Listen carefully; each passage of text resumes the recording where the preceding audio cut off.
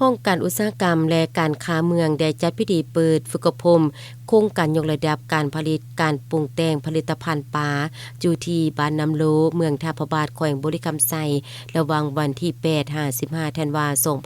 2025ให้เกียรติเป็นประธานร่วมของท่านกรหลวงพิทักษ์ห้องประธานกรรมการปกครองเมืองท่านนางมณีทองอวนราศี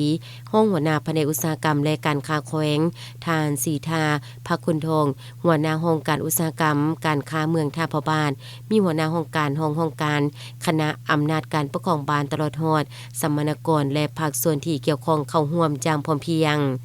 ในพิธีเพื่อให้การฝึกอบรมมีความหมายความสำคัญท่านกรหลวงพิทักษ์ยังได้ให้เกียรติขึ้นมีความคิดความเห็นต่อบ้านฝึกอบรมกองประชุมดังกล่าวเพื่อให้ฮู้ได้การเข้าถึงการสร้างสังคม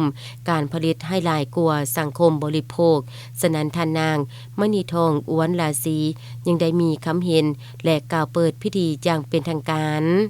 ในสภาพการเศรษฐกิจปัจจุบันทุกคนมีความจำเป็นต้องได้ซกหารายรับเพื่อเห็นให้ครอบครัวมีอยู่มีกินและก้าวสู่ความมั่งคั่งหั่งมีสู่ชนใส่การผลิตสินค้าให้หลายขึ้นโดยยึดมั่นตามแนวทางของภาครัฐที่ว่าเพิ่งตนเองกุมตนเองสร้างความเข้มแข็งด้วยตนเอง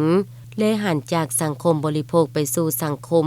การผลิตและบริโภคเพื่อหลุดพ้นการนำเข้าสินค้าที่บ่จำเป็นจากต่างประเทศเทอละกาวฉะนั้นห้องการอุตสาหกรรมและการค้าเมืองท่าพระบาทแขวงบุรีคำไซ